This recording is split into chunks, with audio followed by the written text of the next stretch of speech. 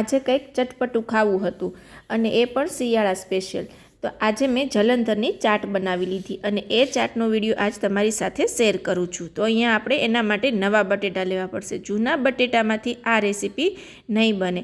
એટલે જ્યારે પણ શિયાળામાં આ રીતના નવા બટેટા આવે એને આ રીતે છાલ સાથે જ બાફી લેવાના છે અને ગરમ પાણી કરી અને અંદર મીઠું નાખી અને સરસ બફાઈ જાય પછી આપણે એને કોરા કરી લેવાના છે.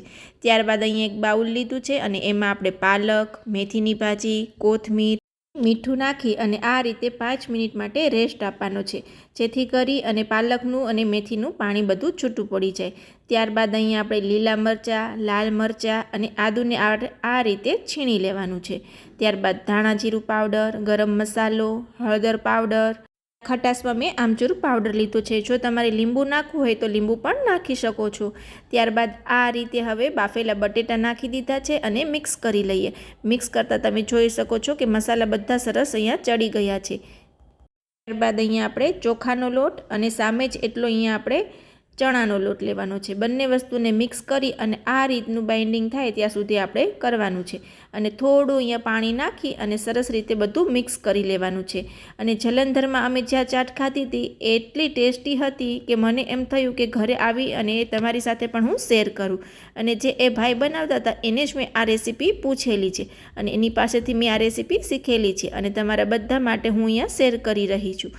ત્યારબાદ આપણે આવી રીતે એક ચટણીની પ્લેટ લેવાની છે અને એમાં આ રીતે આપણે એનો શેપ આપી દેવાનો છે, જેથી કરીને એકદમ સરસ અહીંયા ટીકી જેવો એનો શેપ આવી જાય. અને અહીંયા આ રીતની પોળી કડાઈ હોય એમાં જ આપણે તળવાની છે, જેથી કરી અને એકદમ સરસ ક્રિસ્પી થાય અને બધી બાજુથી સરસ એવી તળાઈ પણ જાય. એટલે આ રીતે આપણે એને તળી લઈએ.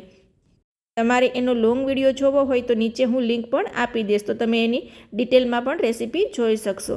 ત્યારબાદ આ રીતે બધી ટીકી આપણે ફેરવી લેશું અને ત્યાં તો એ લોકો મૂળા સાથે સર્વ કરે છે, પણ મેં આ ચાટ રાત્રે બનાવેલી છે એટલે મેં અહીંયા મૂળા સર્વ નથી કર્યા. આ રીતે હવે બધી ટીકી એકદમ સરસ ક્રિસ્પી થઈ જાય એટલે હવે આપણે એને બહાર કાઢી લેશું અને આવી રીતે આપણે બીજી ટીકી પણ બનાવી અને રેડી કરી લેશું.